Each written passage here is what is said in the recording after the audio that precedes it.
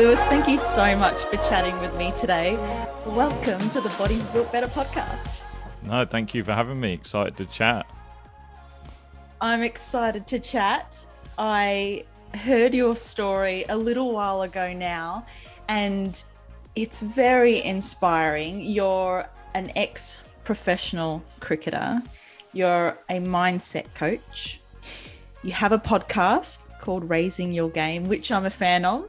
Thank you. You're a yogi with an app called Sport Yogi. So already that all sounds incredible. Side note, you have Pollen syndrome. And I know a lot of people won't know what that is. I didn't know what that is until I read about you.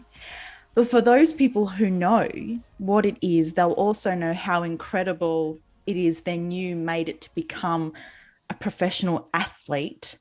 And not only that, a professional cricketer. And to put things into perspective, in 2018, you even said batting was the most vulnerable thing I could ever do. If I got struck, it could kill me. Yeah. Which is an insane thing to think about for anyone playing any sport recreationally or professionally in general. So to start this off, could you tell us a bit about what Pollen syndrome is and then how it's affected you and then how it affected you growing up? Yeah, no. So it is, like you said, not many people may have heard of it. And I guess the incredible fortune that I had to begin with was that the doctor that delivered me at birth actually did know what it was. So it is incredibly rare. It's about 1 in 100,000 people have it. So anywhere between 1 in 20,000 to 100,000, it's kind of known number. And it manifests itself completely differently for each individual that has it. So it tends to affect the right side, can affect the left. It can create deformities in the hands. My hands are actually fine. But for me, it means that I'm missing my right pectoral muscle and 2 ribs that are directly behind it. So when I said about batting being really vulnerable, the reason is because the only thing that's protecting my upper right portion of my lung or my upper right chest is just skin. So there's nothing really stopping that. Now, if anyone knows cricket balls are really hard, and when you play professionally, they travel obviously 90 mile an hour, and not only do they just friggin' hurt when you get hit, like they can break bones, but for me, if it was to hit me in that area, it would just, and it could be anything from sort of punctured lung, deflated lung to that sort of catastrophic injury. But on the day of my birth, the doctor that literally delivered me took one look and went, "Oh, he's got Pollen syndrome." And that was really fortunate because it wasn't until like 20 odd years later that I didn't meet another doctor that knew what it was. And at the day of my birth, my mum, my dad were like super interested in trying to find out what it was, because it wouldn't have come up on scans and things like that. So what is it? What does it mean? And the doctor actually said at the day of my birth, he was like, well, it'll be fine, but he won't be able to play many sports. And Dad sort of like rattled through a list of sports because I was the firstborn son. Wow. And he was like, nah, rugby, cricket, he won't be able to play those because he won't be able to be a bowler. He won't be able to move his arms in the right way. And 20 years later, became a professional bowler. So I'll show them. Yeah, but the way it sort of manifests itself for me on a day-to-day basis, I think growing up I didn't really know, and everyone asks me, what does it feel like? And I'm like, well, what does your body feel like? And I don't know any different. And growing up I really didn't know any different because you're a young child, you're not very strong essentially. I was just a little skinny, scrawny kid that loved running around, exercising. My brother is 14 months younger than me, so we're very, very close in age. We're actually very similar builds. The condition as well is not, he doesn't have it. It's not like hereditary. It's just completely random. There's no cause to it. There's no known cause. It's just chance, like it's a slight deformity that happens. But as we're growing up, we both competing like 2 siblings normally would, constantly trying to beat each other at everything. It might be football, golf. And then my grandfather introduced me to cricket in the garden. And like I said, I didn't really know how my body felt. I didn't know any difference because you're at that young age, you're just doing things, you're just living in the moment, you're just absorbing everything. And that's what I did. Like, I just took on everything. So when my granddad hands me a cricket ball or a tennis ball and gives my brother the bat, like, we just start learning and playing in the garden like any sibling would. And I just didn't consider it. Mum and dad sort of watch and go, he's doing okay, like, let's carry on. So that just carried on becoming a thing, and I played every sport that I could possibly get my hands on. The only one I really didn't play was rugby, because that was what mum and dad drew the line at. They were like, that's actual physical contact that we don't know the consequences or outcomes that could come from that, because someone is trying to hit you. So I didn't box. I didn't do any boxing, which is annoying because I'm like a big fan of boxing and MMA, and I love watching it. I just never was able to do it. I'm thinking of trying jiu-jitsu soon, so that's one that I'm really keen to get in. Yeah, I really want to get into jiu-jitsu. It lends itself lovely to the work that I'm doing and the realm that I'm in. So that is something I'm really excited to try and do. But growing up, it was the case of just rugby was the one that was not on the list. It was like, that was fine. It was like basketball for a bit, but then I played a bit of basketball. It was absolutely fine. And ultimately, it was built off the back of, if I can build the skills to manage myself in the environment, then I should be okay. And ultimately, mum and dad would like let me go and do something, and then this sounds like it had a strategy, but they would like assess it and be like, he's doing okay, carry on. And they never really held me back and created a bubble to protect me, because I think, and I always do say, my younger brother Brad was a fortunate thing to happen, because I had a yardstick that I could gauge at home. Like, we would wrestle at home, we would like fight, we would play games, we'd best mates. So it was something that they could see, he can be around everyone else that's normal, in inverted commas. So yeah, just growing up it was as normal experience as you could possibly have as a child. I had a great childhood, and there was probably no issues that started to arise until I started to get into my teens. Wow. That segues perfectly. When was the first memory of realizing that you were different, or it did start to affect you in ways that you hadn't prepared for? So I think everyone will get into their teens, and then you start to become more body aware. You're living in that shell for a few years now, and you're starting to understand it. And I did know there were moments, like when I was at a swimming pool, I noticed, I know it's different. It looks different. My parents wouldn't shy away from it. They wouldn't hide it from me. They would talk about it. And you start to notice bodies changing, and you want yours to maybe look a certain way. You're trying your best. But I think for me, there was a moment in time. And funny enough, on my podcast, I've spoken to Jason Gillespie, the former Australian Test cricketer. And it was a moment in time where I saw Jason Gillespie in the flesh, and like, my parents tell me that there was this driven moment where I just like stamped my fists on the table and said, I want to be a professional cricketer. Because I'd been playing cricket at a local level. We joined a club. My school didn't even have cricket, so I went to a state school here in the UK. We didn't have cricket. It was a big football and rugby school, but cricket, there was no equipment whatsoever. But when I was on this holiday and I saw Jason Gillespie, I was like, that's what I want to do. I'd been going to professional games to watch as a fan, like here locally in Sussex in the UK. And then when I saw him, I was like, I just want to be like him. And that was a defining moment. I tell him that story in the podcast, which was quite interesting. I'd never got the chance to tell him. But it was, that moment was like, I'm going gung-ho for this goal, and that's what I want. So at the time, as those insecurities are really starting to develop, it was kind of pushed aside by the fact that I want this goal. I want to achieve this certain thing. So like, my goal at the time was to get into the junior age group set up for the county side here, the state side in Australia. And I was 14, 15. So I was like, I want to get in the under 15 team.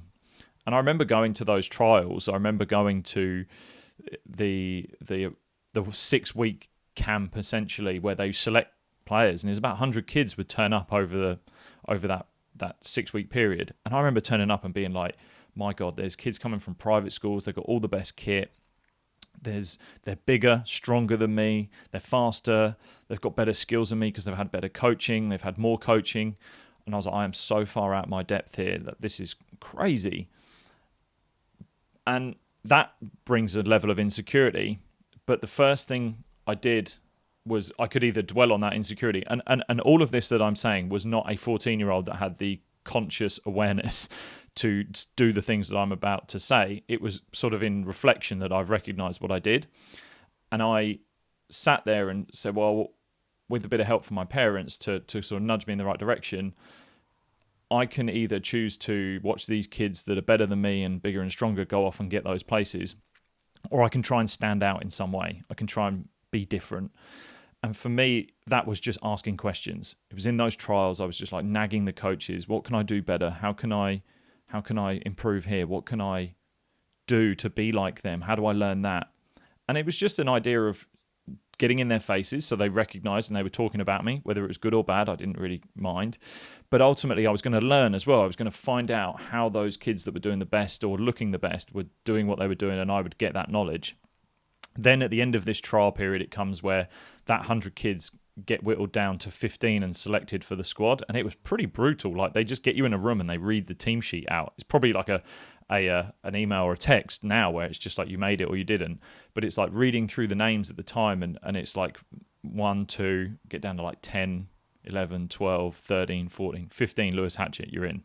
And I was like, wow, got in. So I'm representing the county now. I'm technically one of the best 15 players in cricket. And I think just all of that perseverance and asking them questions, putting myself forward, had hidden the fact that my condition was an underlying thing. That they probably didn't know about it because I never made anyone aware of it. My parents wouldn't go up to the coaches and be like, can you be a little bit easier on Lewis? He's got X, Y, Z. I think even I don't really remember as a young kid, because it was still hardball cricket, I don't remember wearing a chest guard. I don't remember doing that until I was more a teenager and a sort of adolescent at about 17, 18. And I don't really remember wearing one then, which was kind of wild because we were still playing with a cricket ball. So I get into that squad, I get into that age group, and this is now like the season's happening. It's like a regular season, and you play the games throughout the summer. And there's probably about 10 games that come up. And in those 10 games, it was pretty cool. Like a letter would come through the door, and it was the team that had been selected. And if anyone knows cricket, 11 play. So out of that 15, 4 of them are going to sit out and just be like water boy. And for me, I was one of those 4 every time. It would come through, I'd be so excited. The stamp was on there, like it's a Sussex badge. I'm so super excited for the game. And bang, I'm like 14th, 15th player. And my dad was like, I was 15 years old, and my dad was like, you're not getting an opportunity. You're not getting a chance to show them what you can do. You need to stand out again, because that summer would just pass. And if you don't get game time, you're not going to be able to show them what's possible. And I could tell they didn't really rate me. So going through that whole season, not getting games, got to find a way to stand out. Dad just said, you got to ring the head coach to go and train with the pros. So I was like, what do you mean? He goes, here's the first team coach, like the men's pro squad coach. I found his number. Here's the phone. Here's his number. Don't come out of that room until you've got an answer of whether you can go and train with them tomorrow. I'm a 15-year-old kid sitting in my parents' bedroom, quivering with fear, dialing this number, practicing my lines, messing my lines up.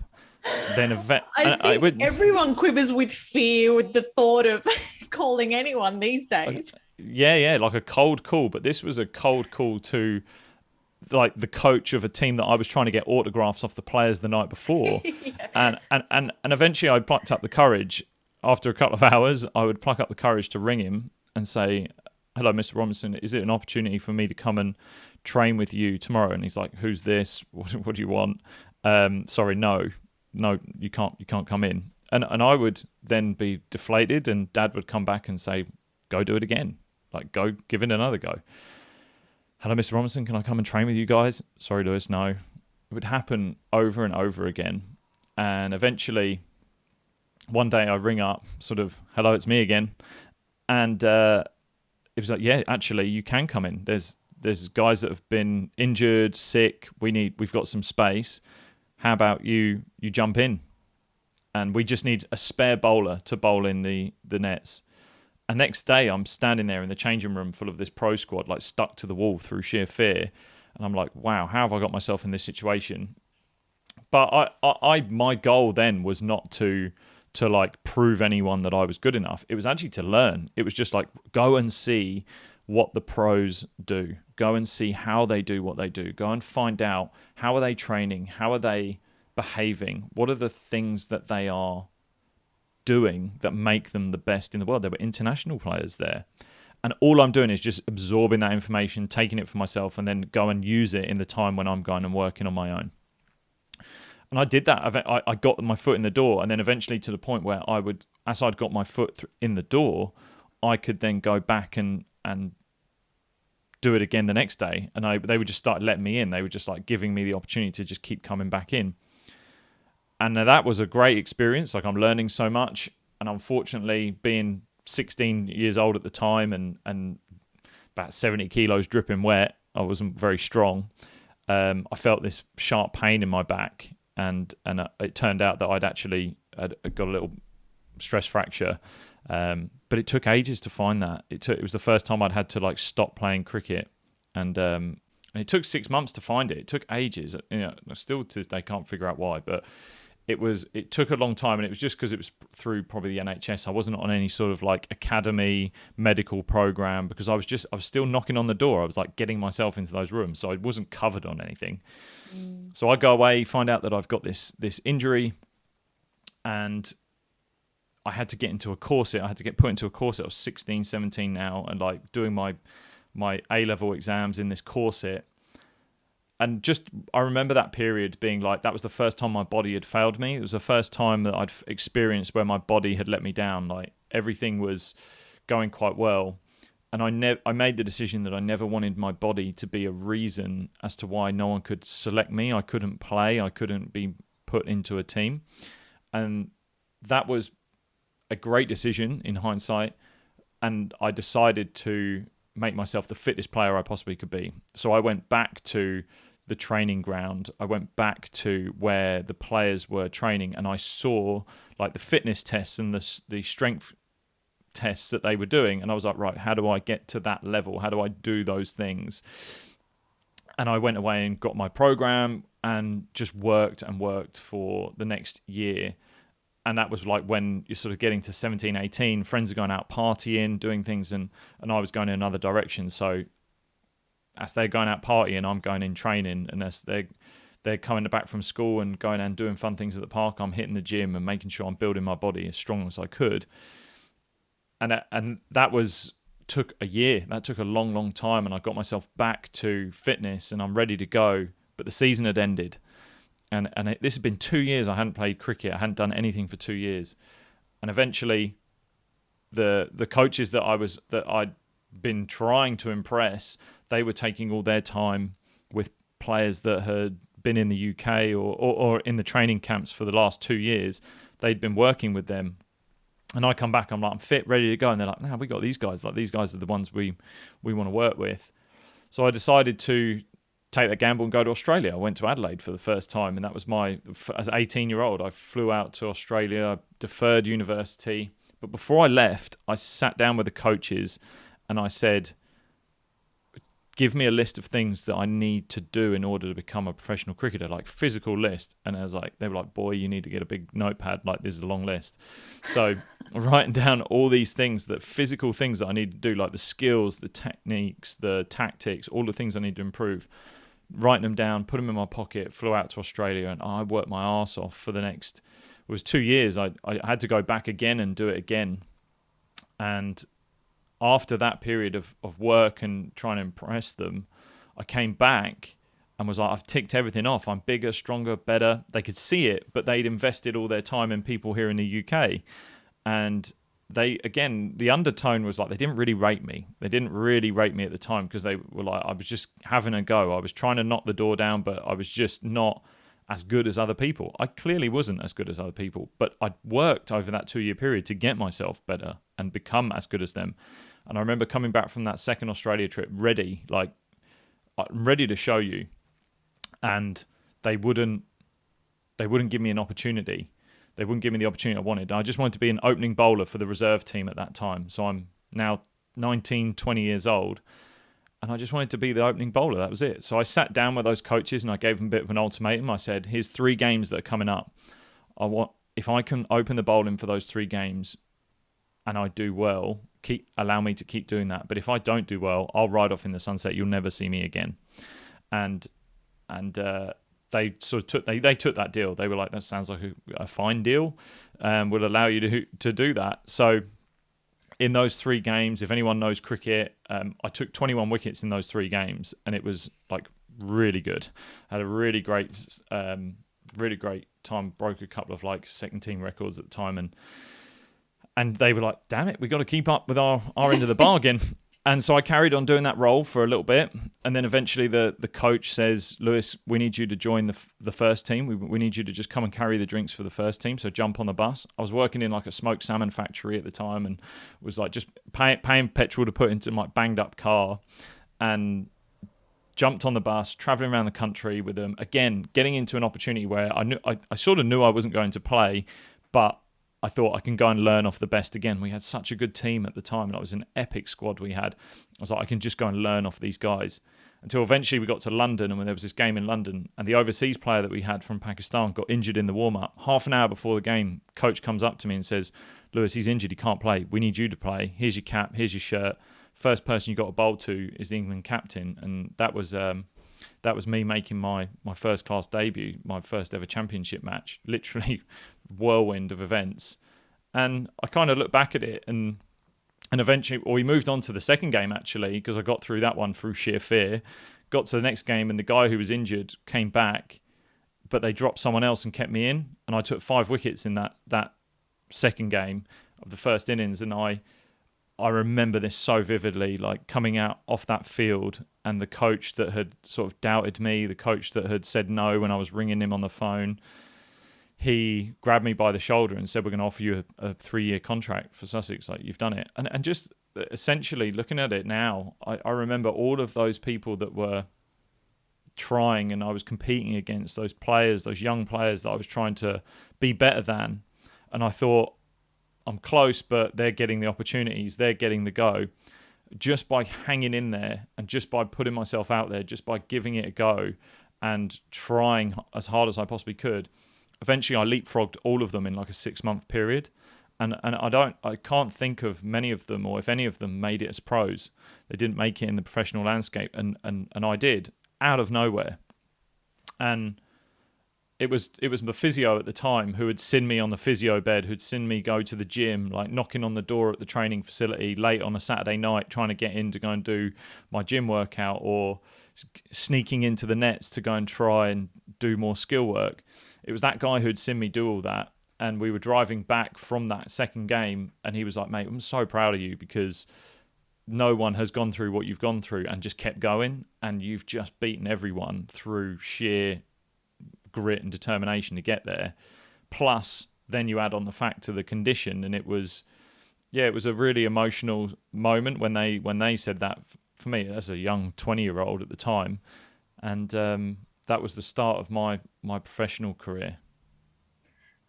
That's so incredible. Like, where can you attribute the fact that you had that resilience to just keep coming back, just to keep asking the questions, what do I need to do? What do I need to do to get better, and still get knocked back, and then still go, but what do I need to do to get better? Where does that come from? So there's a really interesting topic and question, I think, because people will look at a story like mine, and I have seen other athletes who have similar stories, or who have, let's take Paralympians, let's take anyone who's facing adversity. They will look at a story like that and sometimes believe that that person is born with, or has it instilled in them, that they can do they can be resilient. They can come back and take knocks just that little bit more than the other person. Now, one thing that I want to stress is that I was not a massively confident, hard-nosed or like gritty young kid. If there was an opportunity, I was the first person to step backwards to begin with. My first initial instinct was go back, retreat, and be safe. And it was then it was actually my first trip to Australia and Adelaide that I learned it as an 18-year-old that I had the choice to step forward. So you can, underpinning your goal, there are many choices that you have to make, and those choices can be your diet, your training, your recovery, whatever it might be, the way you think. But this resilience, this how you view and your perspective on a situation, a negative experience, that is your choice of how you manage that decision. And it's a skill. It's a skill like anything that you need to train. And in order to train it, you have to go and do it. You have to try it. Like doing your first bicep curl in the gym. You have to pick up the weight to start. Like that is it. And it was an uncomfortable feeling for sure. Putting yourself out there, it's like trying to have that uncomfortable conversation that you might be holding off from someone. But you have to just give it a go. Then you learn, you experience it. And more often than not, it's not as bad as that story that you're telling yourself in your head is playing it out to be. And for me, that was really, I never walked into a room going, I'm going to be resilient, I'm going to be honest. A lot of my resilience and grit came from a protection mechanism. So I used to really protect myself. If someone wanted to, I tried to make myself quite a fiery character if people were to use my condition against me. So if someone was to talk about it, I would defend myself quite viciously in a way. And I wasn't like nasty, but I would even not necessarily deflect, but I would definitely guard myself in that area of my life. And that gave me probably a sense of toughness in that area. But if it was a decision where I was trying to put myself out there to potentially risk failure, I took a step back. I remember, and the experience I had that changed it for me in Australia was my first trip to Australia, I actually landed, and 7 days in, I bulged a disc in my back. So I slipped a disc essentially, and 7 days in, and I spent 3 months rehabbing. So I'm like super excited as an 18-year-old to come to Australia, and then I'm sidelined through nothing. So I'm back into a process that I'd done before, which was get in the gym, rehab your body. Your body's failed you, build it back, become stronger. Go through that process day by day, take it day by day. Look at what's in front of you, try to get to that goal. And I could have gone home, but I chose to stay out there. And when I got myself fit again, there were games coming up. And the games and the team that we had, the academy that we had, was a star-studded team, right? This was an insane academy. Like, everyone that was on that academy, there was about 20 of us, 25 of us. All of us ended up playing first-class cricket. Half of them played international cricket. You had people like Jason Roy, Alex Hales, Adam Lyth.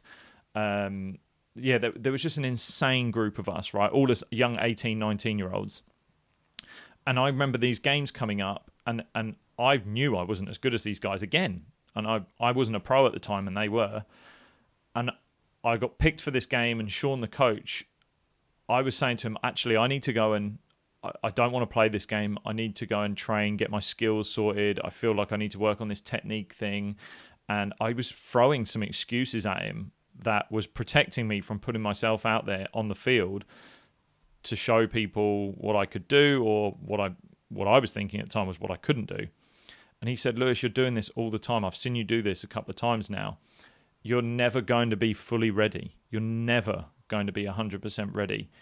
But you're only going to learn how ready you are. You're only ever going to learn where you sit on the scale by stepping into what you don't want to do. And that's stepping on the field. It was a literal thing. Step over the rope and onto the field and go and experience it. And you will learn.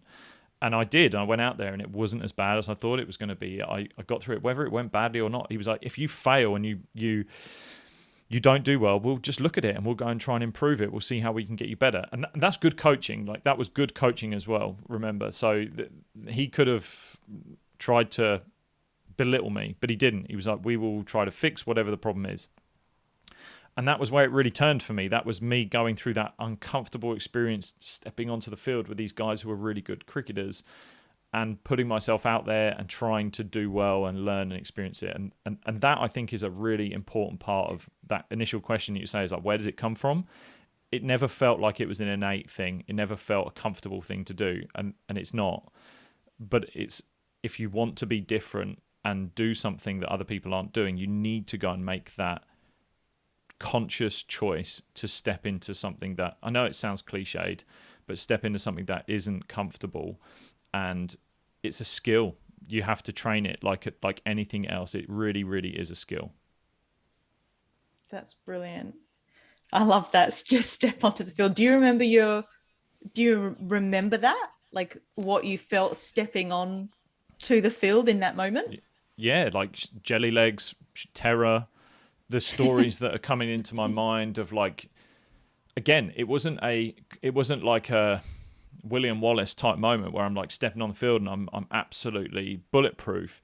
It was thinking back to it now, just don't mess up, don't do this, don't do that. So I'd still know that I got it wrong. I got it wrong going onto the field because I was thinking about the failures and the negative outcomes.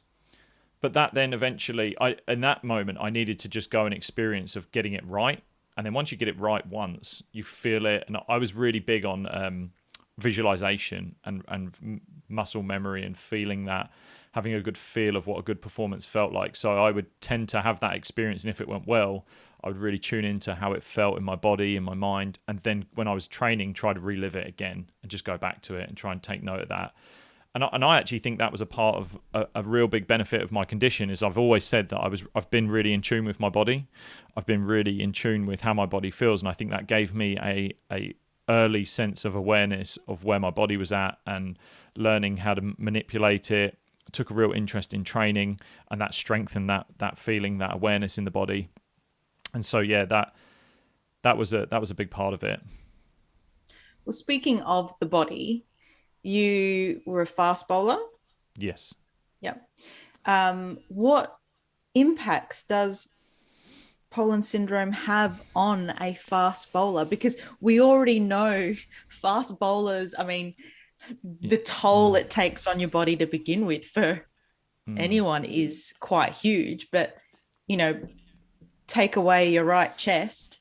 I mean, what does that do to you? So there were actually parts of me growing up that when I started going through that adolescent phase and the body starts to change, that's when my body awareness started to happen. So just a little bit of physiology with the condition. If I'm missing my right pectoral muscle, that means that other muscles have to pick up the slack and they have to do a little bit of that work. So I know this now. So my coracobrachialis in the front of my right shoulder, that is twice the size than the one in my left, because it is in it. So I remember people saying they would see me. It was actually in Adelaide again.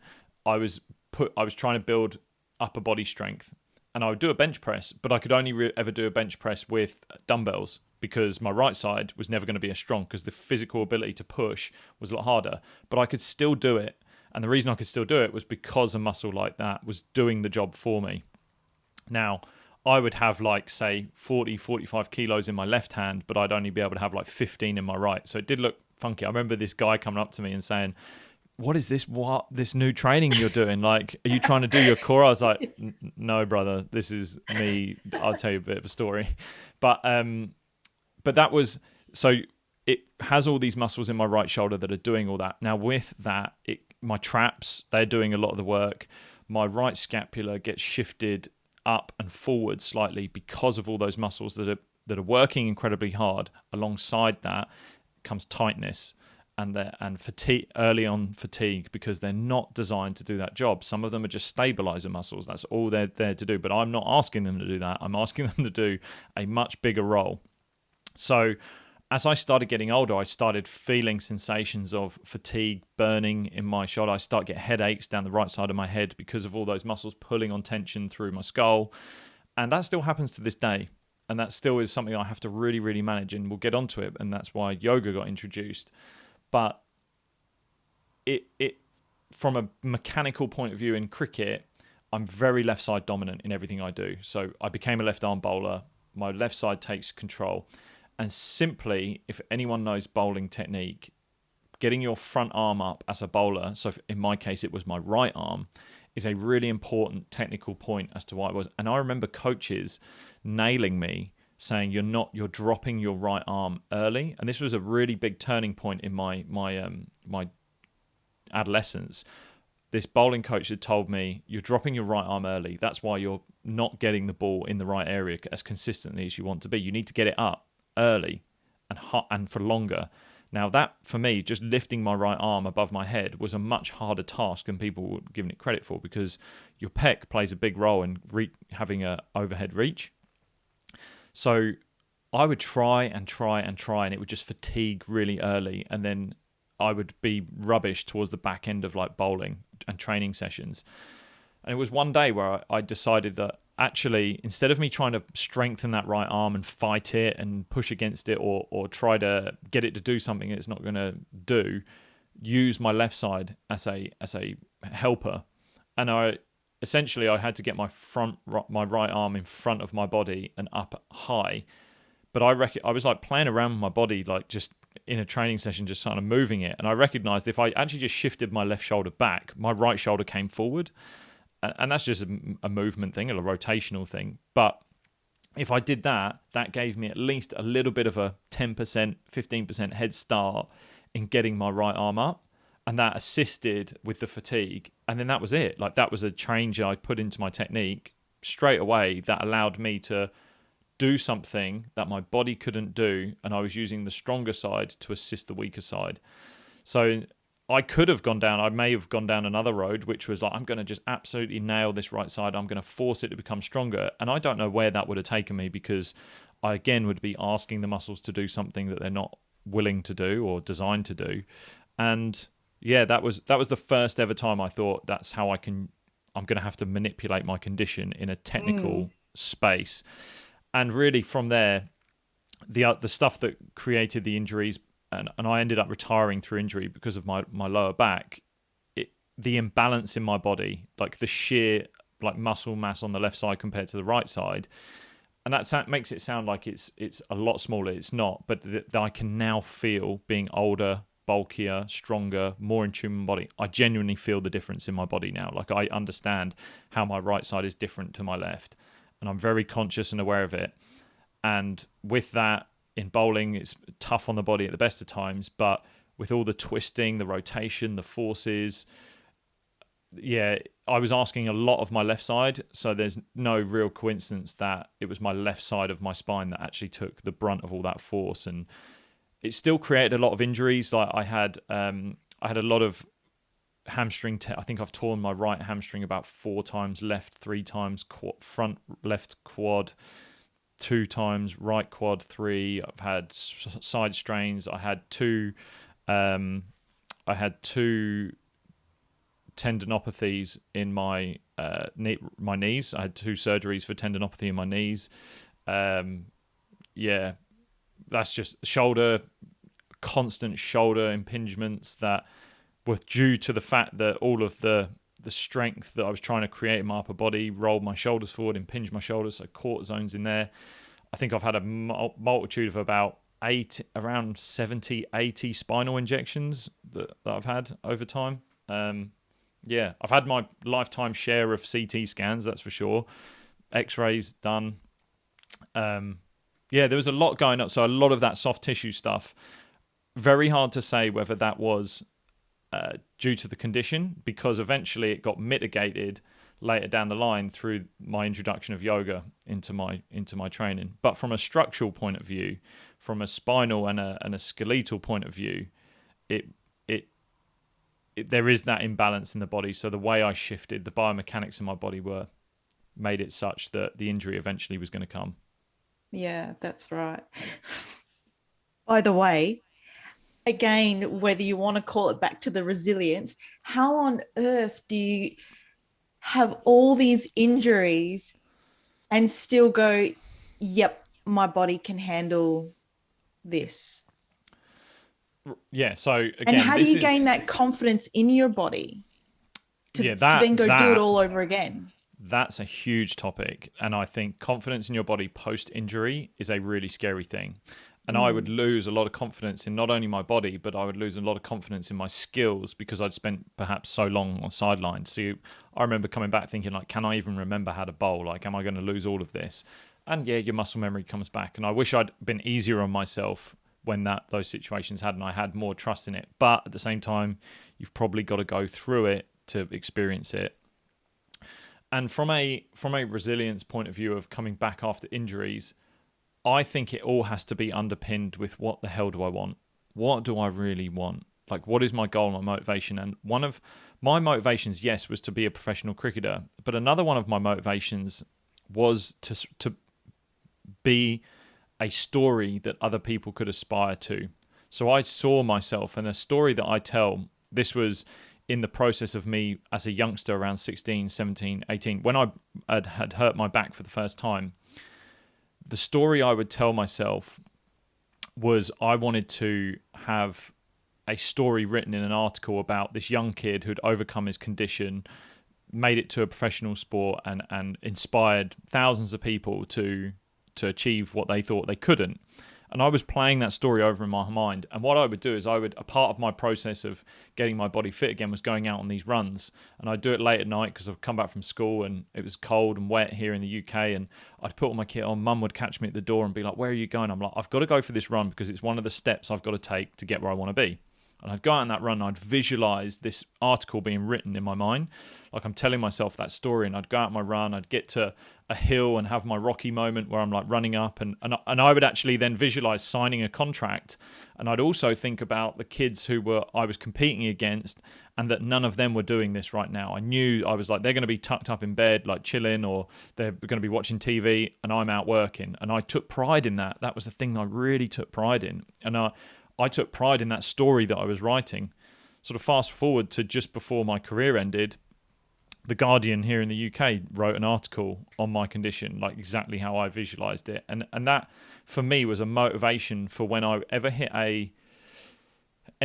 a bump, I kind of thought, how do I want to be known?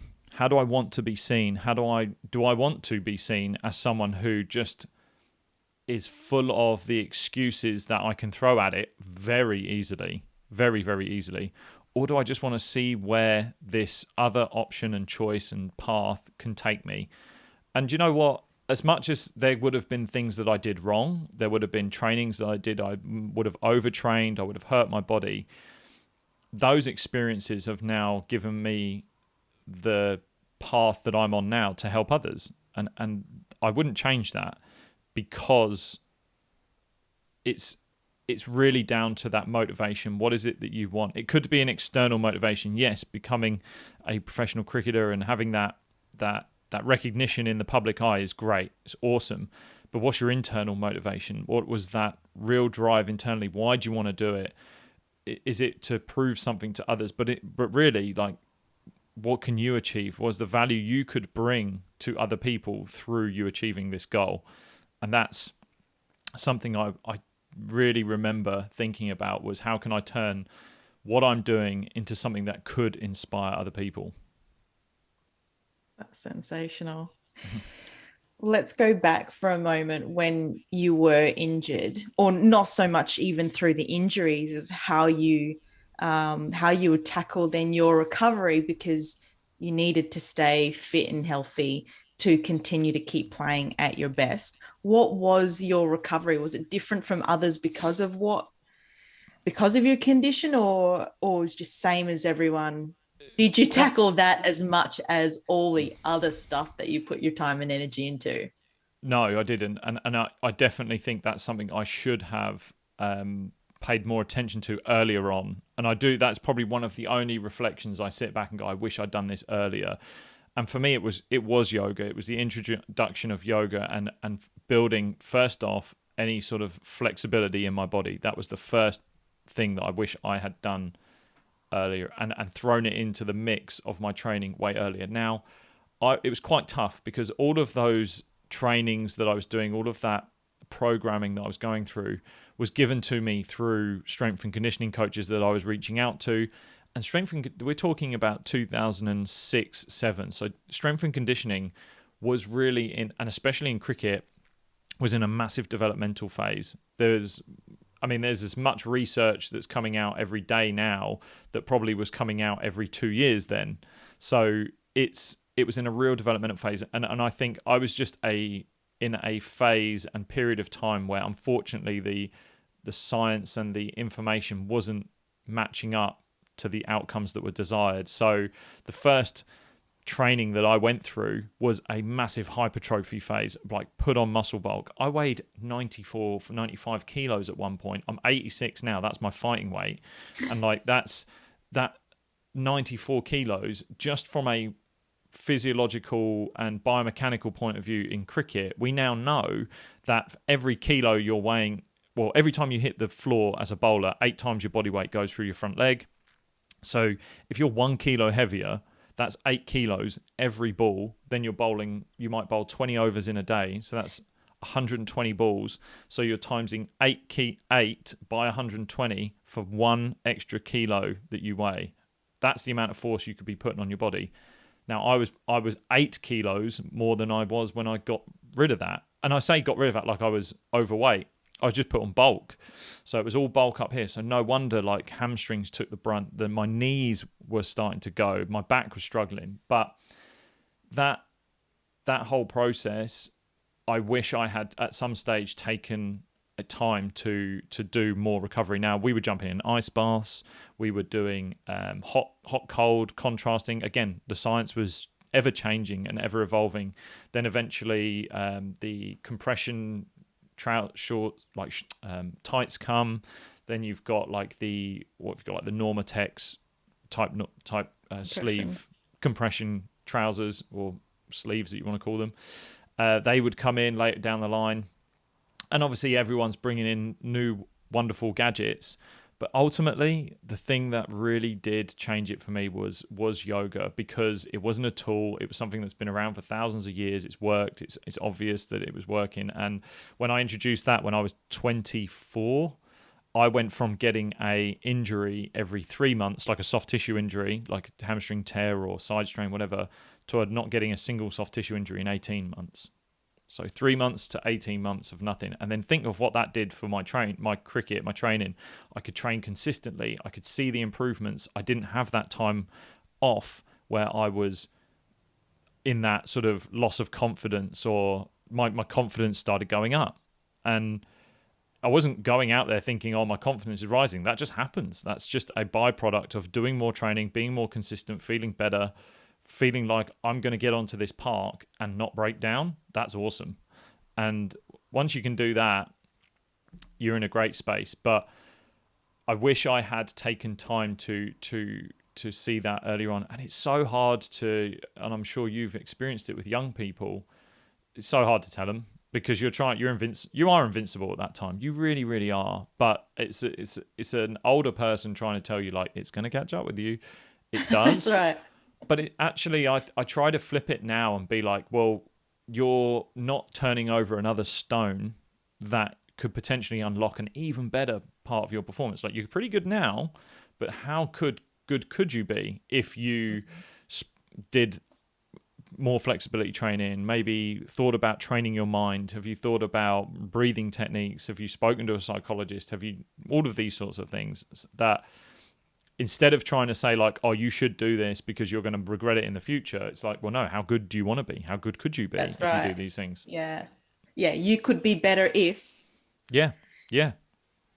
So you started the yoga. Was there a concentration on the breathing side of things? Like, did that take part in your routine as well? So this was really the start of and the origins of how Sport Yogi got built, because when I started yoga, I was a 24-year-old young man that was quite egotistical in the world of sport, and someone throwing yoga at me was like, no, I don't want to join the monastery right now. I don't want to go on a beach in Bali and be doing all of these handstands. I am not a super flexible person that can do these things very, very easily. So I pushed back on it really quite a lot. And then I got injured and I was like, right, I'm going to have to try something new. And I only wanted to get into it through the physical. So I was like, I just need the flexibility. I can see through marketing, whatever, it's the flexibility that's getting you there. And I typed in on the internet, yoga for athletes, and there was really nothing. There was like a DVD from a yoga teacher called Rodney Yee. And I remember getting it, and it was like it was titled Yoga for Athletes, but it did not feel like it was for athletes. It was like it was on a beach in Hawaii. It was like this uber sort of calm and spiritual thing and I was like, geez, this is not me right now. But I managed to find another like PDF that was just showed me some like simple moves that I could do and poses that I could try out, and I just stuck to it for 10 minutes a day, 20 minutes a day, just to stretch, because I was like, I don't really know how to stretch. I don't know what I should be doing, how long to hold a stretch. So I was like, if I can just be guided by this will help. And that's what I did, just 10 minutes, 20 minutes, purely for the physical. Then over time, apps started to come out. I found an app at the time that it doesn't exist now, but it would run me through a session. And then at the end, you do Shavasana in yoga, the period where you just, for anyone that's done yoga, it's the period where you're just lying down at the end. And that was where they would kind of do some breathing exercises or just focus on your breathing in a very quick, maybe 5-minute meditation. And I started to see that. I didn't take on the awareness of like how it was helping me, but I just saw my level of my state of stress going down, essentially. And I didn't take any notice of the breathing and the meditation until I'd actually finished my career. I was purely focused on how can I build my body, because my body is the thing that I'm most anxious about at the moment. And if I can feel better in my body, I feel like it's going to allow my mind to feel better to begin with. And then, now where I'm at, I realize the benefit of breathing techniques in performance, mental focus, stress reduction, and just pure fight or flight mitigation at any stage in your sporting and everyday life. So Exactly. it didn't take a forefront. And you know what? 95% of people and athletes that I work with, you go through the physical because you connect with the physical the most. You're a physical animal and you feel it. So that is where you start, and then you try to slip everything else under the carpet. But my approach and my goal with the business and Sport Yogi and the brand is really to just change that initial problem that I had, which was find something that talks to me like an athlete. Help me as an athlete. I don't need to join the monastery. I don't need to go on a retreat, which they are brilliant things to do. But I don't have the space. I am not that person. I need it just to connect with me, with who I am. And that's where that whole side of it came. But ultimately, start with the physical and then try everything else out, because getting an athlete to sit for 5 minutes with their breath and their thoughts is a challenge. Yeah, absolutely. I read an interview where you said you would turn up to games where you traveled and you'd sneak off so Mm. you could do your yoga without anyone knowing. Yeah. Did you really keep it a secret? Like, Well, it started as a secret. Like literally, my first time I ever tried it, and I was on a training camp in Barbados in the West Indies, and I was staying with friends because Mum's best friend's from over there, and I had got that PDF, and I had. Even then, I'm in their secluded, like their house, no one's around. And I decided to hide behind a tree and go and do yoga because I didn't really want anyone to see me. I was like really egotistical and didn't want anyone to think that this was who I was. And I spoke to Amir Abdullah, who's the running back for the Minnesota Vikings. And he was a big advocate of yoga. And we had a discussion around the fear of a man doing yoga because of the connotations that could come alongside it. Like people at the time would think all sorts of things about you if they found out you did yoga. That is changing, and again, a part of why I'm doing it is to change that sort of stigma around it. But yeah, I hid it for a little while, and then eventually, so I would turn up at a hotel. I'd have my yoga mat in my bag or under my arm, and I would just ask the concierge, like, do you have a conference room that I can go into? Can I just use it if it's not being used? And they let me in. And I did that because I didn't want to, one, disturb my roommate, but at the same time have to deal with him talking about it in the changing room the next day. And yeah, eventually it turned into a process where they saw it as a thing that I did. They found out about it and everyone saw me doing it. But the brilliant thing was that then the results spoke for themselves. So the fact that I wasn't getting injured, Lewis isn't on the physio table, Lewis is putting in more performances, it's going okay. He's being a little bit more calmer in what he's doing. And then the team physio brings in a yoga teacher to try and help the players.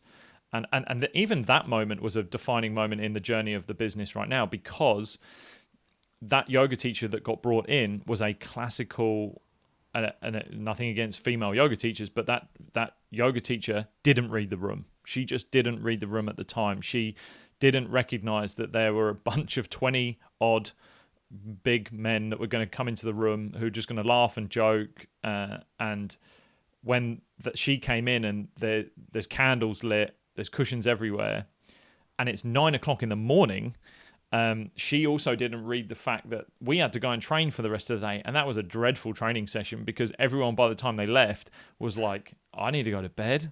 I need to lie down. I've got to do what now?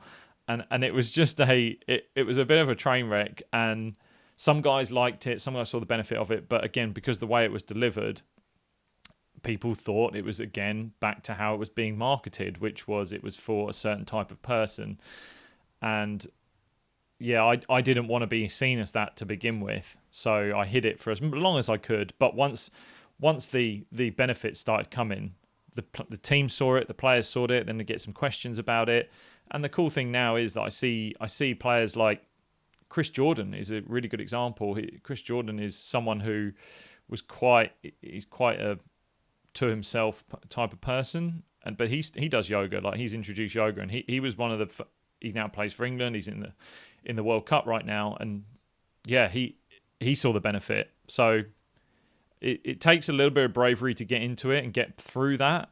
But once you're there, like, again, results speak for themselves. Exactly, you reap the benefits. Yeah.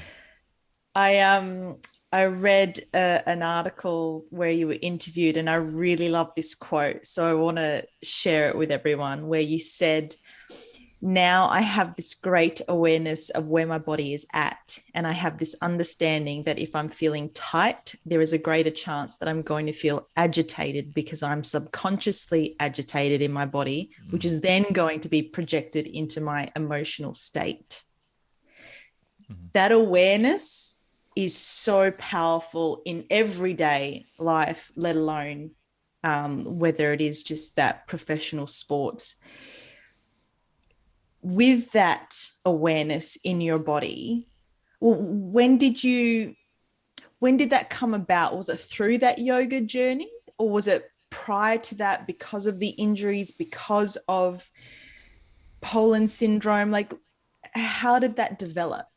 So I think I was very fortunate that with my condition, and athletes I've spoken to that do have, whether it's a Paralympian that I've worked with, or if it's a physical disability athlete, someone that has a physical difference in their body, I think it's a real benefit that they have, and a superpower that you do understand your body a little bit more. You can be in tune with it. So it started off physical. Yes, it really did. Was a physical awareness.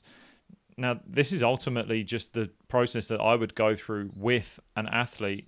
If the goal is to have emotional awareness, mental awareness, focus on what they're trying to achieve, we need to meet them where they're at, and that is let's do something that you're sort of familiar with. So that could be movement, that could be it could be very light breathing. Again, you're feeling the physical sensation of it, but ultimately you're just meeting them where they're at and finding that awareness in the body. And I've always said, I've never met anyone that's done a session of yoga or of meditation, breathwork, and gone, I really regret that. Maybe slightly different if I've met someone who's done, say, like Bikram or Ashtanga as their first ever introduction into yoga, and then like the next day they're like, what the hell happened to my body? It's an absolute car crash. And I go, well, you went into the wrong form of yoga to begin with. Yeah. And that, again, that's an educational process, but ultimately, that 5 minutes after you finish a session of any form of yoga, of any form of stretching, flexibility training, of breath work, of meditation, you notice that that's the part to be aware of as you notice the light and day reaction that you've had in your body and your mind. Wow, I feel more relaxed. I didn't realize I was so tight in that shoulder, that hip, that knee, that quad, that hamstring. But now I feel great. That's the bit to hold on to. That's the bit to grab and be like, if I can feel like that most days if I want to. I can bring this into my everyday activity, my everyday life. And once you've noticed that stress level that plummets, you start to become aware of the stress that you're carrying around every day. And that was a big part for me. So if I knew that it's a cyclical approach, if my body feels agitated, my mind's going to be agitated. If my mind feels agitated, my body will sort of tense up, my breathing will change. So you can't, some people find it tough to meet the mind where it's at. So that meet the body first then. Go to the body. Go to how you move. Take 5 minutes to just stretch into your hips, your shoulders. I always use the hips and the shoulders because I just think they're the ones that carry the brunt of the body the most. So if you can tackle them, the peripheries around it, the lower back, the hamstrings, the quads, they will eventually release. And all that tightness in the hips, you just feel great. I mean, I don't know if you've ever had that experience where you have a great massive hip release and it's like an emotional block has just gone. I've seen grown men cry from really deep yin-based yoga or deep flexibility work into their hips. They're like, geez, I did not know that's how I felt. And you just think, well, if you now realize how you could feel, tune into how you feel right now. And I think that's just super important for athletes to know as well, because whether you're injured or you're on that edge of like an injury, a niggle, and you're told to push through the pain sometimes, you're told to push it, but just try to find that awareness of like, how does it really make you feel as a person? Like, how are you suddenly recognizing you're being really short with people, short with your teammates? Are you more agitated if someone gives you feedback? Like, so receiving feedback is a big one, right? You want to take that criticism because you want to get better, but if you're in an agitated state, you might not take it the way you want to. You could break down a relationship.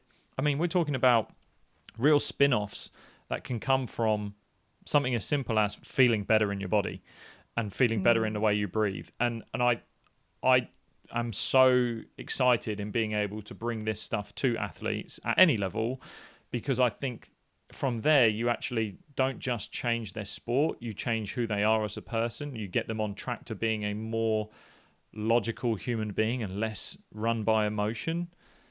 And yeah, without it sounding like really woo-woo, it can impact society, and it can impact your being, the human being that you are. That's it. It increases that capacity to take on different stresses. Yeah. It improves that resilience. You adapt to many different situations and scenarios so much more. Essentially, without it being a pun intended, like, you become more flexible in everything that you do. Yeah. Do you know what I mean? Like, you become, even from a basic physiological ability, like if I've got a bowler and they're super tight in their ankles, like say got no ankle range, and they're then getting hip issues, and they're worried about their hip, and they're worried about their back, and they then turn up on a ground which is out of their control. It's a fixture that they may have, and the pitch is like slightly off center. It's not perfectly flat, because you get games like that at any level. You turn up and the conditions you're in are different, and you have to adapt. If your body is not able to adapt to that, you do run the risk of an injury. You do feel less confident in what you can deliver. You may not be consciously aware of it, but your subconscious will be, and there will be a story you'll be telling yourself, and you won't be going into that performance at your absolute best. So that physical and mental flexibility, super important. And can be gotten through sport yogi. Yeah, no, the shameless plug, but yeah, it's essentially the goal of what I'm trying to do with that business and the brand is to allow this to not become something that is only for certain brand of person. Athletes the pandemic has fast forwarded the mental need for sure, like the mental health benefits that things like, I mean, it's no coincidence that meditation, mindfulness, the industry has taken a massive skyrocket over this last 18 months to 2 years. This is no different for athletes. We are in tune with our bodies, yes, for sure. But now we're seeing stories of like Simone Biles at the Olympics, of how in tune you need to be with the body. And you know what? That's actually the part of sport yogi that I'm really excited into branching out to. I'm actually about to start a master's degree in performance psychology to just go into that, and really, I'm really keen on seeing how mindfulness, meditation, breath work impact the mental performance of individual athletes, because I'm doing it with pro athletes right now and guys that are at the top of their game. That's something that I think it's an element that is slightly unlocked, a physical tool that you can use in the moment. It's something that I've heard of through psychologists, but teaching people how to be aware of their breath, how to focus on their breath, how to recognize that story that you're telling yourself. It's not about putting it to one side. It's about just recognizing it. It could be the story your body's telling you. So all of these tools, you don't have to go and join the ashram to do them. I want to bring them into the homes of an athlete. And if the fear is going into a class to try it because you don't want to look stupid, that's why an app is the thing I wanted, because I wanted to be able to do it in my own time, like I did, where I was behind a tree doing it in my own time. And to complement, it's not a thing that gets rid of any other strength and conditioning coaching. Like I have worked with strength and conditioning coaches to say that this is nothing that's going to get rid of what you're putting on an athlete. It's to sit alongside and help and assist. Yeah, enhance it. 100%. Yeah. Yeah, exactly. Well, you mentioned the mental side of things. You're also launching, is it a journal? Yeah, so the Mind Strong Mind journal. Strong?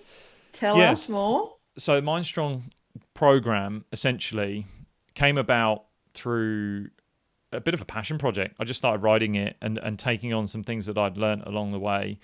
And really just it underpins, the basis of it is figuring out every athlete is a human being. And in my experience, what you achieve in life changes. So the things that you try to strive for, the professional goals, the goals that you might have on a personal level, they will change all the time, and they change through life. There's chapters, but who you are as a person is constant. And that was something that I found as a reflection when I finished my career. When I finished, I went into I was depressed. I went through a really bad period of my career where I'd finished through injury. 7th of July 2016 was the last time I wore a Sussex shirt.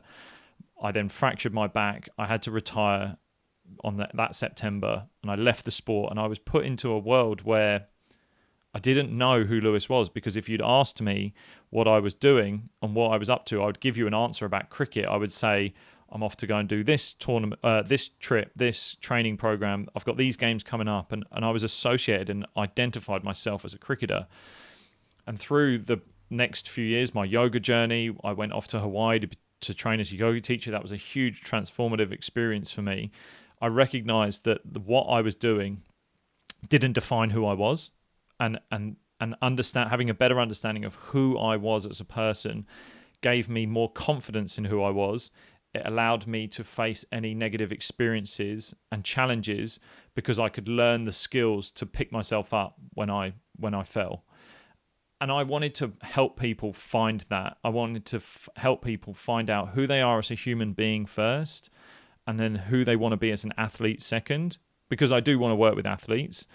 And then what's the journey that you can take? How are you going to get there? And that really mixes in with my own experience of where the goal that I wanted to achieve, the journey I wanted to go on. I could see it in my mind, but I needed to work my way back. So there's the goal, there's the aspiration. What are the things that are going to attribute to get me there? What are the habits, the behaviors, the self-talk that I need to get there? And all of this is a reflective process. So yeah, I started writing out sort of these exercises and things that I could help people do. And I was talking about it. I would tell my story and try to inspire people through my journey, but I really wanted to give more. I really wanted people to be able to leave and have something more that they could go internal with and they could use themselves. So that's why I wanted to create a journal, some exercises that people could go through. And ultimately, the journal is not going to be like, what am I doing Monday, Tuesday, Wednesday? It's like a Bible that you go back to. Essentially, it's all about you. It's who are you as a person? Where do you want to go? Who do you want to be? The values you want to create, the mantras you want to have, the stories that you've had happen in the past, negative experiences that you can flip and see a new perspective. I think if there's anything that I find the most valuable in it, is that it is starting to change your perspective of how you see the world. So if I have a negative experience to you or to me, like, how can I change the way I see that experience happen? And through the process, by the time you come out of it, there's mindful exercises.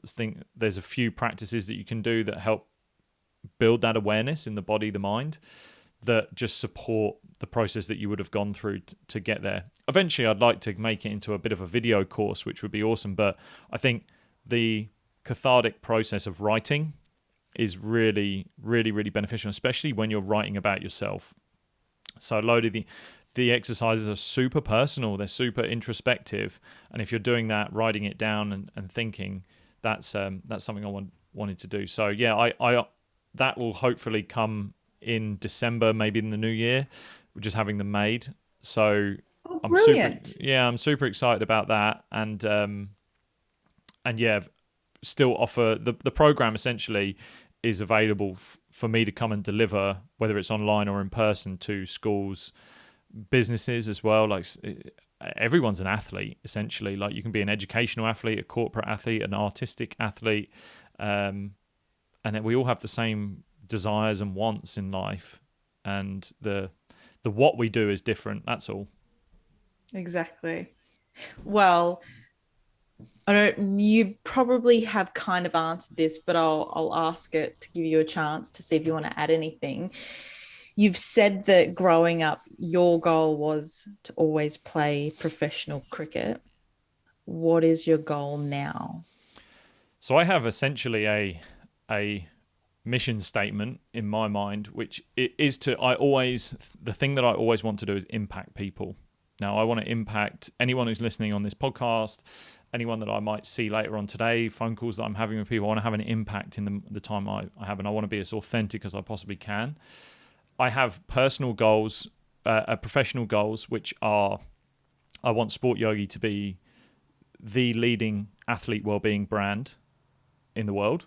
It's a very, very big goal, but why dream small? Dream big. It takes the same amount of energy to dream small as to dream big. So dream big, and I want to be one of the leaders in yoga, mindfulness, meditation for athletes, for sure, and teaching more workshops, whether it's at a professional level, local level, or working with a local football club tonight and their coach, leaders in corporates. So I do a couple of workshops on values and culture in workshops, and bringing a mindful approach to that as well.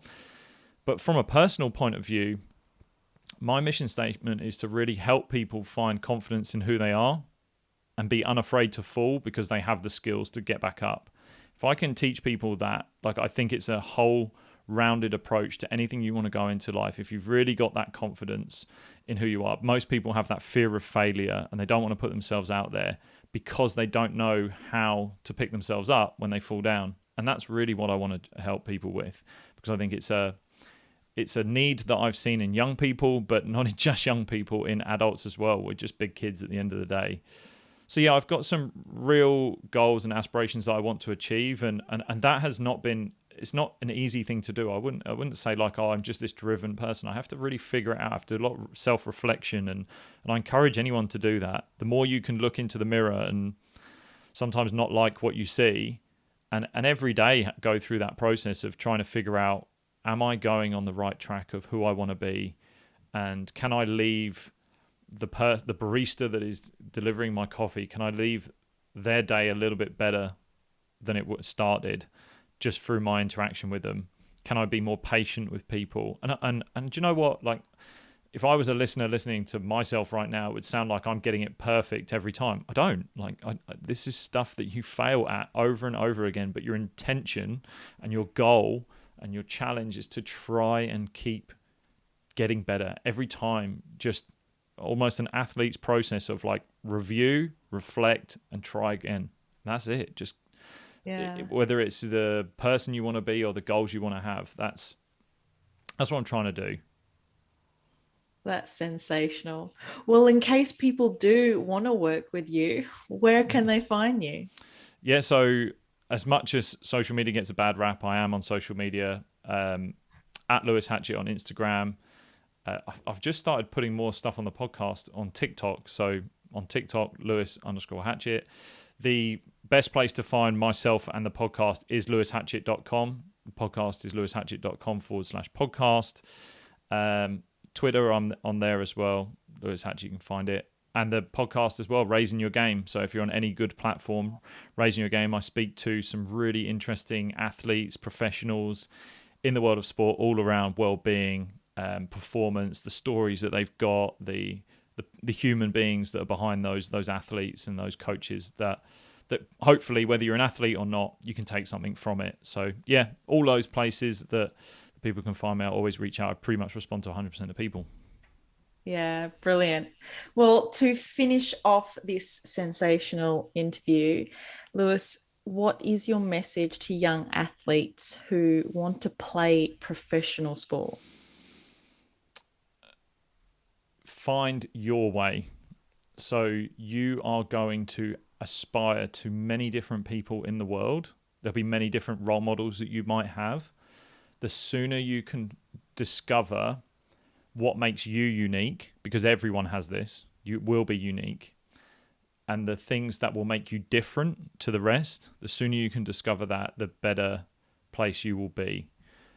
It's not comparison of others is the biggest thing that I see that holds a lot of people back. The comparing to whether it's a professional athlete to the young athlete you're competing with in the same side. The more time and energy you spend trying to be like someone else, the more time and energy you're taking away from being you and what makes you great and special and unique and awesome.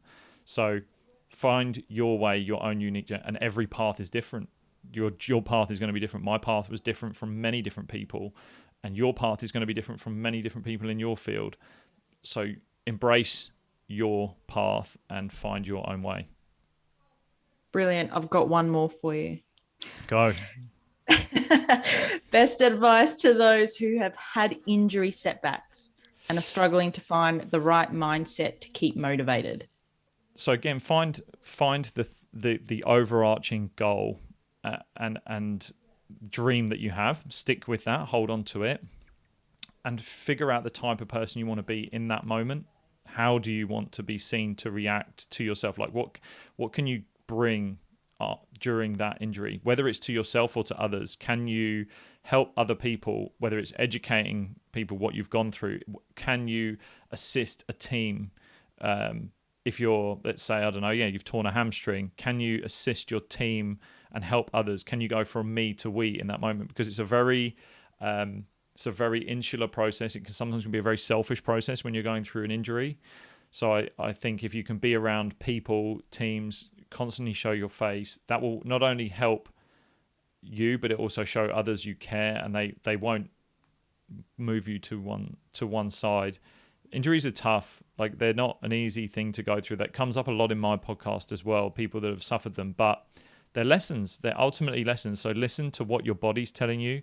Take time to, if you're a real type A type person, use it as an opportunity to try to build in another area. That's another thing that I did. I really focused on, this injury is telling me a story about my body. Where can I strengthen? Where can I get better? But also, what other areas have I not been paying attention to? Where can I get better in other areas? It might be taking time to practice breathwork, meditation. It could be learning a new skill. I might learn a new language, play the guitar. It's just something that adds to who you are. Just because you're injured doesn't mean you're useless. So it's just one part of your life is on hold, and the other parts can still continue. That's sensational. Lewis, thank you so much for chatting with me today. It's been brilliant. No, I've loved it. I'm so glad we got to do this.